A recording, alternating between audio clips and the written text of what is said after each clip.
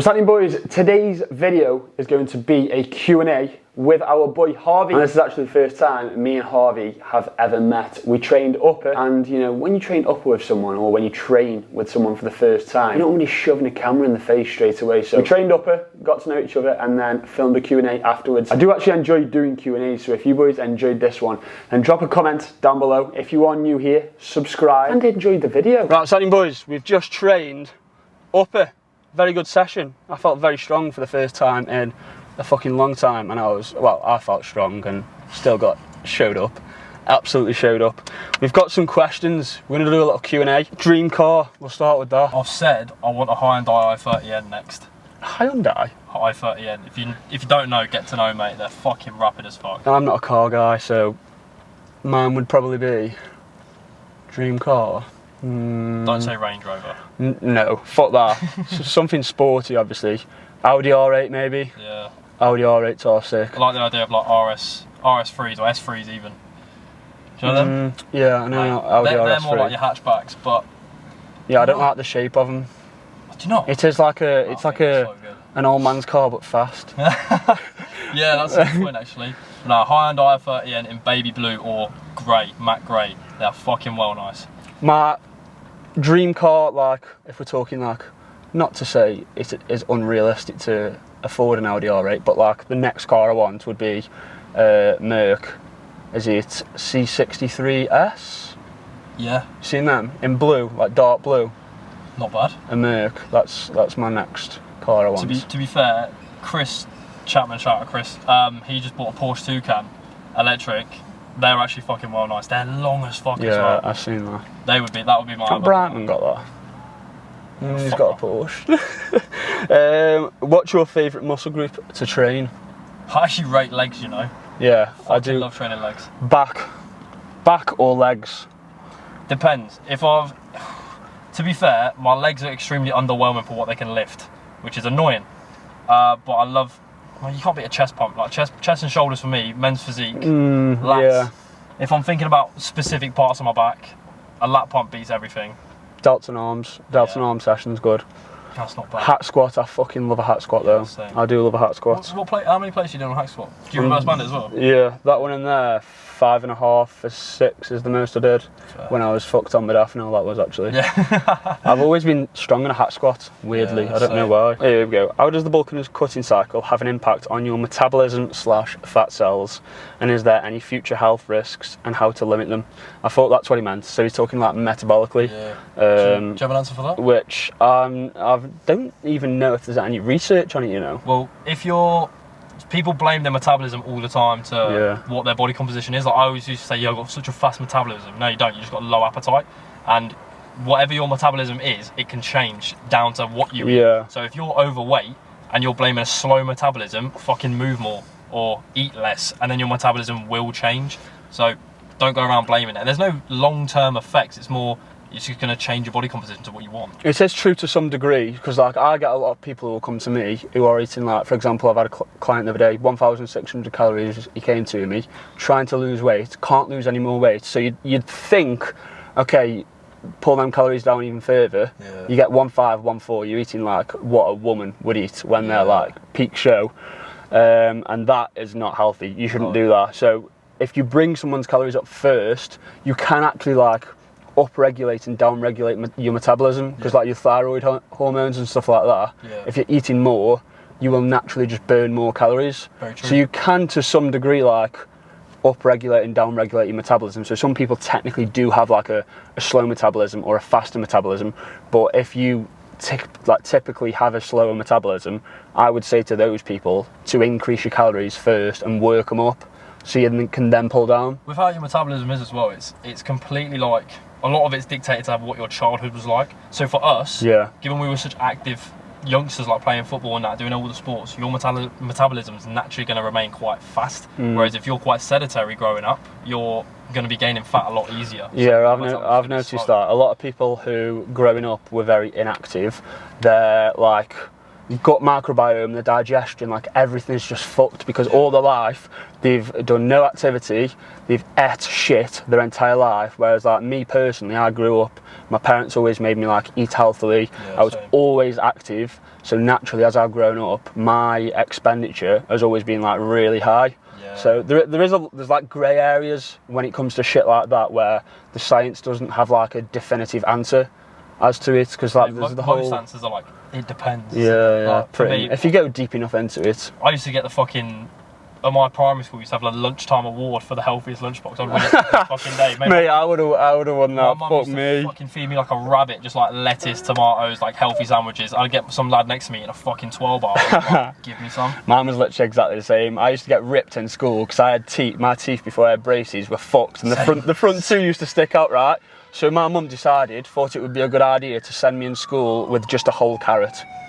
Just a carrot. So I'd open my lunchbox, mate, I got fucking bullied. I would have bullied you. Fuck that. I've fair play to him. Fair play. It's made me a better person. Sleeping at uni, any tips you have from being at uni on how to... Some people how they word these questions. Basically, how to improve your sleep at uni. I'd say the first thing would be to get some earplugs. Because have you ever... Did you go to uni? You went to uni? No, you didn't go to uni, did you? In the States. No. The walls are very thin. Yeah, if you'll hear somebody getting piped, it's going to be a long night. Unless you just have a cheeky tug about over it. It depends. A J of the Oh, mate. If you're struggling to sleep because you're doing shit like going out all the time, or you're fucking wired off coke, then you're going to struggle to sleep. But if with any client who struggles to sleep, I'd be like, go to bed the same time every night, wake up the same time every day. That matches with your lifestyle. If you want to go out, that's cool. But if you're doing it 3 times a week, I'm not going to be surprised that you sleep shit. A lot of people just want the magic pill, don't they? Like, if you said the boring answers are go to sleep, wake up at the same time every day, get as much sunlight throughout the day as you possibly can, sunlight exposure, even just like sit by a desk. Things like how close to bed you're eating. That will not necessarily, because a lot of people will say, oh, I eat a lot of carbs and then I can get to sleep easier. But technically you won't actually be able to get into deep sleep, like REM sleep, because your body's still digesting that food. So things like that. Smoking weed, which is what happens, it affects your REM sleep. Yes, you can fucking go to sleep, no problem. You don't get into you ain't going to get good sleep. As well as that, monitor your caffeine intake. Anything past like 1 or 2 p.m, you're usually going to be, depending on how much you've had. What's the half-life on caffeine? I'm pretty sure it's like 5 to 7 hours. Yeah, so if you've had like 300 milligrams of caffeine at like 3 p.m, it's pretty much going to still be in your system by the time you're going to bed. Yeah. So monitor when you take caffeine. Even if you think that you're like used to having a cup of tea in the evening, but you'll sleep shit, get rid of it. Just see what happens. Loads of people say that, they're like, oh, why shouldn't I have stimulants past 2 p.m? I can still fall asleep. Just because you can fall asleep, doesn't mean the quality of that sleep is going to be good. Because a lot of people can get 8 hours and still wake up feeling tired. That's because your sleep quality is shit. How do you push yourself to failure and close to failure in the gym and not just go through the motions? Use machines. You can do that with free weights though. You can. It's mindset, innit? I think if you're not used to pushing to failure, or if you haven't tried it, you're never going to know what your limits are. I would say as long as people think that failure is like when your reps are shit. Failure is when your form is spot on and your reps start to slow down and fail. So don't force reps afterwards unless you're like doing biceps maybe. But if you're like, let's say you're on a chest press or dumbbell pressing for something like that, if you're like trying to fucking wedge your weight up like that, you're past failure. Yeah. So just drop it. Training to failure at the end of the day is a skill. It is a skill. A lot of people think just because you're like working hard in the gym and you're trying really hard, that's very different from being able to keep that tension on that muscle and take the actual muscle to failure. Not necessarily, I could still move this weight from A to B if you used other muscles and wriggled about, but you're not actually taking that muscle to failure. So at the end of the day, training to failure and being able to take that muscle to failure is a skill. You know, the 2 different types of failure. I would say as well, like, what the fuck was I going to say? If you're like, oh my god, what the fuck was I going to say? Oh, I can't remember. If you're a pussy. Yeah, if you're a pussy, you're not grow up. Ooh, controversial this. Come on, let's do it. Leg press or back squat? Leg press. Leg press all day long. Depends what your goal is.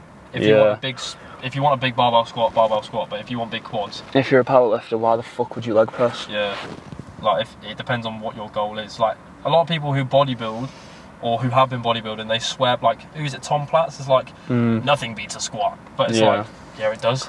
Like, you want stability, you want range of motion, you want less risk of injury. I think the smartest bodybuilder, like, of those old school eras, Dorian Yates, by far. Yeah. By far. If you've listened to Dorian Yates before, you will have some idea of what you're talking about. He's the only really old school bodybuilder who actually fucking knows what he's talking about. Yeah. I don't believe him when he says, like, you only train 4 days a week for 45 minutes, though.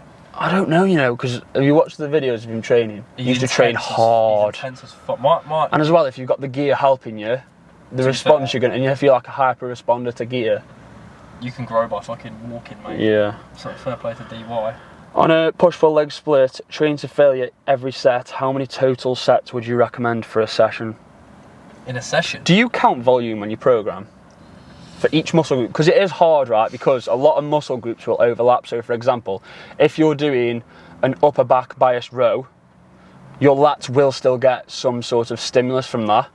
Yeah. And the same as if you're doing a lat biased pull down, your traps, your upper back muscles are still going to be working.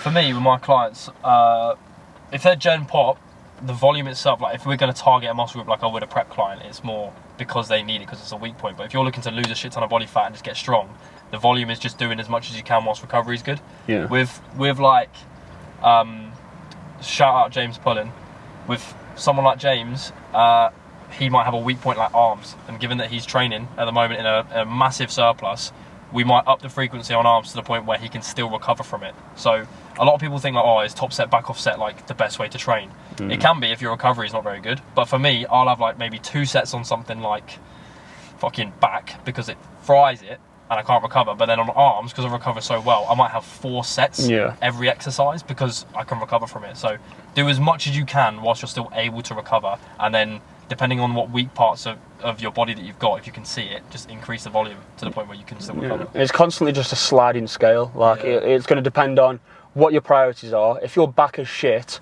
but your chest is sick, you could pull volume from your chest and place that volume onto your back. So you could be doing, say, like 10, 12 working sets for your back, but then you could drop your chest volume down to like 4 sets a week and your chest could still grow. So it's going to depend on the person, your recovery capacity, which again is a sliding scale. Like if you're going out drinking compared to if you're smashing your recovery, getting your sleep in, your recovery is going to be a lot better. So it's the same again. It's every single question. The answer could be, it depends. Which a lot of people don't realise when they're giving, like, we get ripped for giving blanket statements, but I give blanket statements because for most, it's like you're covering something which is the answer for most people. You've got people either end of the scale which the answer is going to be different for, but for most people, for example, for most people a leg press is going to be better than a back squat. But then if you're a fucking powerlifter, it's not. You're in a back squat. Yeah, so... Well, I've seen powerlifters, like, they'll do like 3 sets of fucking 3, and then they'll be squatting like 100 and something K and wonder why their quads are still shit. And it's like, what are you chasing? You're chasing the weight on the bar or the size of your quads? Yeah. If you want to get big quads, do as many sets on your quads as you can whilst recovering. It doesn't matter about the exercise itself as long as you're fatiguing it. But then again, if you're doing something like a back squat, or if your pace isn't very slow, you're going to either fatigue respiratory, so your lungs are going to pass out before your muscle does, and also if you're doing a barbell back squat, your spine might fatigue, or your lower back might fatigue, your core might fatigue, and your quads aren't even fucked yet. So it's, again, it depends, but I'd prioritise what around your goal. Yeah, a lot of people think these, like, for example, like the big 3 lifts, a lot of people think that a barbell back squat is better for growth. There's a few like misconceptions. One, the studies that say, oh, you get increased testosterone. Eddie Hall's just pulling up. Shall we get him in the video? Big man. Slide in the back. A lot of people think it's like a whole body movement. They think like their entire body is going to grow from doing a back squat simply because you've got so much weight on your back, and they think that's going to deliver a stimulus. It's not. All you're doing is increasing the amount of muscle groups and the amount of factors which could actually limit you from progressing in terms of your quads. Yeah. So the more you can isolate that muscle, for example on a hack squat, it's basically pretty much just your core and your legs. Yeah. If you've got more moving parts from an exercise, it's probably going to be not as good for you. Yeah. So in a barbell back squat, you've got to think about where the bar's lying on your back. Is it a low bar or high bar back squat? Where's your elbow positioning? Is your core, or do you have the biomechanics to even squat? Are you getting enough knee flexion? Are you getting too much hip flexion? Whereas a hack squat, right, my feet are on the pad where they need to be, I'm going to squat and get enough leg flexion. I can't barbell squat for shit, and I tried for so long. I used to pull my hamstring every single leg. I used to hate training legs because every time I barbell squatted, I'd pull my hamstring because I'm just not built for barbell squatting. And then I switched to exercises I could actually perform, and then started enjoying it. You got long femurs? Yeah. My femurs are fucking My limbs are just long, long as fuck, so the distance you got to travel as well is long as fuck. Yeah, same for bench as well. Like bench, if I bench press, the distance I've got to press is fucking it's fucked, isn't it? way bigger. I get pain in my shoulders and knees when I barbell squat. Will hack strengthen my barbell squat? Yeah, because you're going to grow strength in your quads. Simple as that. Like not necessarily though. I think it would. I barbell back squat for fucking aid. I got well strong on it, but I kept getting injured lower back. Went to hack squat for a bit. I got to 6 plates for a set of 10 on that. Obviously reverse banded, sorry.